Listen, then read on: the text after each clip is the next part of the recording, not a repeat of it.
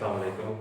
मेरा नाम मंसूर इलाही है और आज से आपके जो नेक्स्ट लेक्चर है फिज़िक्स के वो मैं पढ़ाऊँगा। प्रीवियस लेक्चर्स में आप लोगों ने इंट्रोडक्शन स्टार्ट किया होगा चैप्टर नंबर 1 का, जिसमें आप लोगों ने कुछ बेसिक्स सीखा होंगी। फिज़िक्स को डिफ़ाइन किया होगा, क्वांटिटीज़ और उनकी टाइप्स, जैसे कि फिज़िकल क्वांटिटीज़, उनकी टाइप्स जैसे कि बेस क्वांटिटीज़, सप्लीमेंट्री क्वांटिटीज़ और डिराइव क्वांटिटीज़ और उसके रिलेटेड यूनिट्स। जो नेक्स्ट जो टॉपिक हम लोगों ने आज ब्रीफली डिस्कस करने हैं वो है हमारे पास फर्स्ट ऑफ ऑल अपने आंसर्स को साइंटिफिक नोटेशन के अंदर लिखना। उसके लिए कुछ रूल्स हैं और कुछ रूल्स हैं हमारे पास जिस पे हम अपने एसआई यूनिट को इंडिकेट करते हैं। तो हम स्टार्ट करते हैं विद साइंटिफिक नोटेशन। जब भी हम कोई एक्सपेरिमेंट करते हैं या हम कोई न्यूमेरिकल करते हैं तो हमारा जो भी आंसर होता है साइंटिफिक नोटेशन उसको लिखने का एक स्टैंडर्ड तरीका होता है। फॉर एग्जांपल हमने कोई एक्सपेरिमेंट किया है या हम लोगों ने कोई न्यूमेरिकल प्रॉब्लम सॉल्व की है और हमारे पास जो हमारा आंसर है, लेट्स से हमारे पास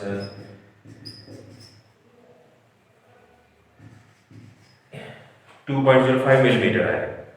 अब इसको साइंटिफिक नोटेशन या जो स्टैंडर्ड तरीका है डिफाइन किया हुआ उसको लिखने के लिए हमें 4 जो बेसिक प्रिंसिपल्स हैं उनको फॉलो करना पड़ता है। फर्स्ट प्रिंसिपल तो हमारे पास ये है कि हमारे पास हमारे आंसर में 10 की पावर समथिंग आना चाहिए।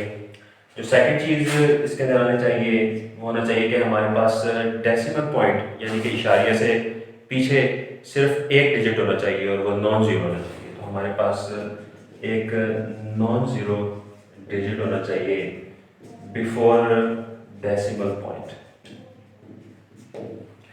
तीसरी चीज़ जो कि इम्पॉर्टेंट है इसमें वो ये है कि हम लोगों ने अपना जो यूनिट है वो हमेशा ऐसा ही यूनिट लिखना है, स्टैंडर्ड इंटरनेशनल।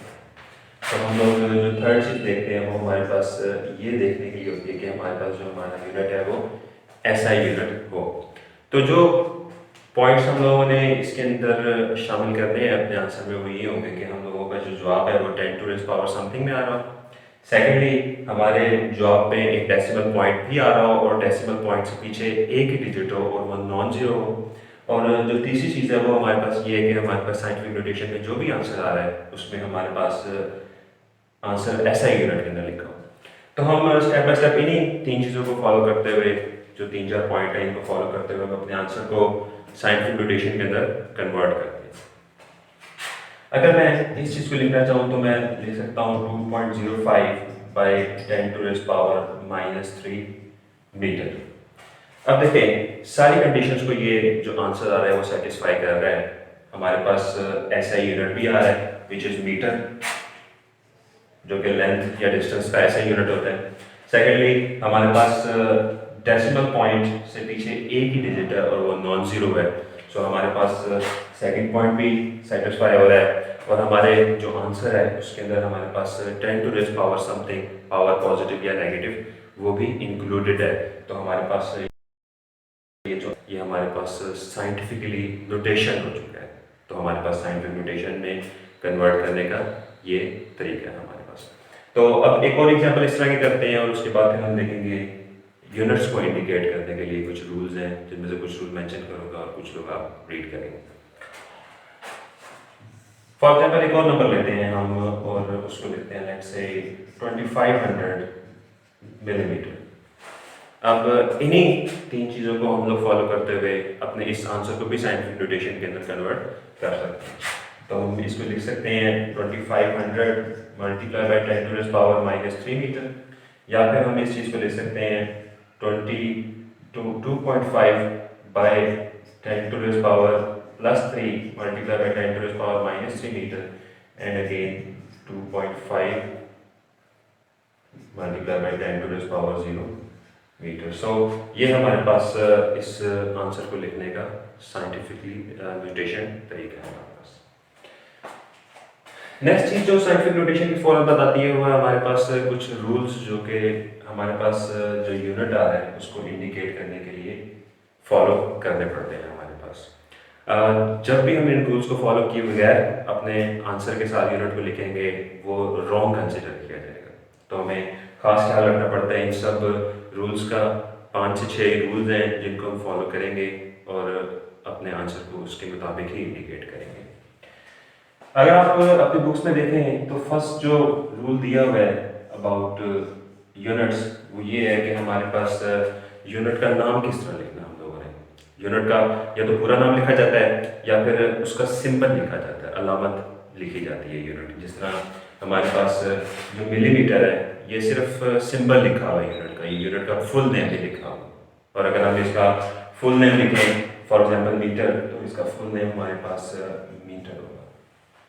तो फुल नेम को लिखने का अलग तरीका है, इसके लिए अलग रूल है, और हमारे पास जो सिंबल है इसको लिखने का अलग रूल है। तो याद रखना है कि आपने जब भी किसी भी यूनिट का फुल नेम लिखना है तो हमारे पास उसका जो फर्स्ट लेटर है वो हमेशा लोअर केस में लिखना है, यानी कि छोटी अल्फ़ाबेट्स में आप लोगों ने लिखना है। फॉर एग्जांपल अगर किसी चीज़ का यूनिट है, लेट्स से फोर्स है हमारे पास 5 न्यूटन, तो हमने इसको 5 न्यूटन नहीं लिखना, ये हमारे पास रॉन्ग कंसिडर किया जाएगा। इनिशियल लेटर हमेशा फुल नेम में हमारे पास क्या होगा, लोअर केस के अंदर आएगा। सो हमारे पास इसको लिखने का सही तरीका ये है 5 न्यूटन। न्यूटन बेशक साइंटिस्ट का नाम है, लेकिन even after it is named after a scientist name it should be lower case letter. तो फर्स्ट लेटर हमारे पास किसी भी यूनिट में हमेशा स्मॉल अल्फाबेट्स में लिखा जाएगा अगर आप इसका फुल नेम लिख रहे हैं तो। हाँ, अगर किसी यूनिट का नाम किसी साइंटिस्ट के नाम के बाद है और अगर आप उसका सिर्फ सिंबल लिखना चाहते हैं तो वो इनिशियल कैपिटल जो हमारे पास होंगे वो आएंगे। फॉर एग्जांपल हमारे पास न्यूटन एक साइंटिस्ट का नाम है, तो जो उसकी यूनिट की अलामत है वो हमेशा कैपिटल लेटर से शो होगी। इसी तरह जाउल, इसी तरह हमारे पास पास्कल, इसी तरह हमारे पास वॉट्स, ये सारे के सारे जो यूनिट हैं एनर्जी का, प्रेशर का, या हमारे पास पावर का यूनिट है, ये नेम हुए आफ्टर साइंटिस्ट ने, तो ये हमारे पास इनिशियल लेटर का हमेशा कैपिटल रखा जाएगा। तो ये दो रूल्स कवर होते हैं हमारे पास। इसके बाद जो थर्ड रूल होता है हमारे पास वो हमारे पास प्रीफिक्सेस के बारे में। रूल ये है कि हमारे पास जब भी आप लोगों ने प्रीफिक्स लिखनी है, जैसे कि हमारे पास इसके अंदर देखें तो हमारे पास मिलीमीटर लिखा हुआ है, तो इसमें जो मिली है दैट इज अ प्रीफिक्स, ठीक है। इसी तरह टेबल 1.4 जो हमारे पास आपकी टेक्स्ट बुक में दिया हुआ है, इसके अंदर काफ़ी सारे प्रीफिक्स दिए हुए हैं, आप इनमें से प्रीफिक्सेस को याद कर सकते हैं। तो आप लोगों ने हमेशा जब भी यूनिट लिखना है तो आप लोगों ने प्रीफिक्स और जो यूनिट है उसके दरमियान में कोई स्पेस नहीं देनी। फॉर एग्जांपल अगर मैं लिखता हूँ 2.5 मिलीमीटर, तो हमारे पास इन दोनों के दरमियान में कोई भी स्पेस नहीं होनी चाहिए। तो प्रीफिक्स और यूनिट के दरमियान में स्पेस नहीं दी जाती। लेकिन अगर आप दो यूनिट्स का कॉम्बिनेशन लिखते हैं तो हमारे पास जो स्पेस है वो हमारे पास जरूर आएगी। फॉर एग्जांपल अगर मैं किसी चीज़ का लिखता हूँ 25 या 2.5 न्यूटन मीटर, तो न्यूटन और मीटर दोनों यूनिट है हमारे पास, तो कॉम्बिनेशन ऑफ यूनिट्स में हमारे पास हमेशा स्पेस आ रही होगी। प्रीफिक्स और यूनिट के दरमियान में देयर इज नो स्पेस, और अगर यूनिट या कंपाउंड यूनिट है, दोनों यूनिट्स हैं हमारे पास, तो हमारे पास स्पेस जरूर आ रही होगी हमारे पास। इसी तरह अगर आप फॉलो करते जाएं तो हमारे पास नेक्स्ट रूल जो होगा वो है हमारे पास स्क्वायर ऑफ या पावर ऑफ अ यूनिट के ऊपर।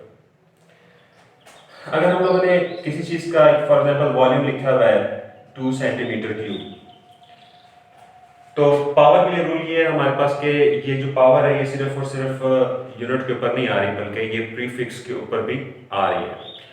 2 सेंटीमीटर क्यूब का मतलब होगा 2 सेंटीमीटर होल क्यूब, और सेंटी की वैसे अगर आप टेबल 1.4 से वैल्यू देखेंगे तो हमारे पास 10 टू द पावर -2 है, लेकिन सेंटी क्यूब हमारे पास यहाँ पे 10 टू द पावर -6 बन जाएगा, बिकॉज सेंटी जो है हमारे पास 10 टू द पावर -2 है, और अगर उसका क्यूब लेंगे तो 10 टू द पावर -6 हो जाएगा। तो जो भी पावर यूनिट के ऊपर आ रही होती है वो सिर्फ यूनिट के ऊपर नहीं होती, वो हमारे पास उसके पीछे आने वाले प्रीफिक्स के ऊपर भी आ रही होती है। सो इफ एरिया लिखा हुआ है किसी चीज का 2 मिलीमीटर स्क्वायर, तो इसका मतलब है कि ये स्क्वायर मीटर के ऊपर भी आ रहा है और ये स्क्वायर इससे पीछे आने वाले प्रीफिक्स के ऊपर भी आ रहा है। जो लास्ट रूल है इसके मुताबिक इंडिकेट्स को यूनिट करने के लिए वो हमारे पास रीडिंग के मुताबिक है। जब भी आप कोई भी एक्सपेरिमेंट करते हैं या प्रैक्टिकल करते हैं तो हमेशा आपको जो भी आपकी रीडिंग है वो कन्वीनियंट यूनिट कि जो आपके लिए रिकॉर्ड करना आसान हो उसके अंदर लिखना सबसे बेटर होता है। फॉर एग्जांपल अगर आप स्क्रू गेज से कोई रीडिंग ले रहे हैं तो स्क्रू गेज जो अपनी रीडिंग देता है वो मिलीमीटर्स में देता है, तो फौरन आपका जो टेबल है वो मिलीमीटर के अंदर या फिर मिलीमीटर के अंदर रीडिंग को नोट कर लेगा। लेकिन हमारे पास जब भी आपने किसी इक्वेशन के अंदर या आप लोगों ने किसी फार्मूले के अंदर इस वैल्यू को पुट करना है तो आपने हमेशा हमेशा इसको कन्वर्ट कर लेना है एसआई यूनिट के अंदर। सो लास्ट रूल हमारे पास ये है कि आप जब भी रीडिंग लें किसी भी इंस्ट्रूमेंट के ज़रिए आप कन्वीनियंट यूनिट के अंदर उसको फ़ौरन लिख लें। जैसे कि स्क्रू गेज का आंसर मिलीमीटर में आता है तो आप फ़ौरन उसको मिलीमीटर में लिख लें, लेकिन आपने फर्दर उसको किसी इक्वेशन में पुट करना हो तो आप हमेशा उसको एसआई यूनिट में कन्वर्ट करें हमेशा, चाहे आप न्यूमेरिकल कर रहे हैं चाहे आप कोई और प्रैक्टिकल कर रहे हैं या उसकी वैल्यू को यूज़ कर रहे हैं, आप हमेशा उसको एसआई यूनिट के अंदर कन्वर्ट करेंगे। सो ये थे हमारे आज के दो टॉपिक जिनको हम लोगों ने ब्रीफली डिस्कस किया है।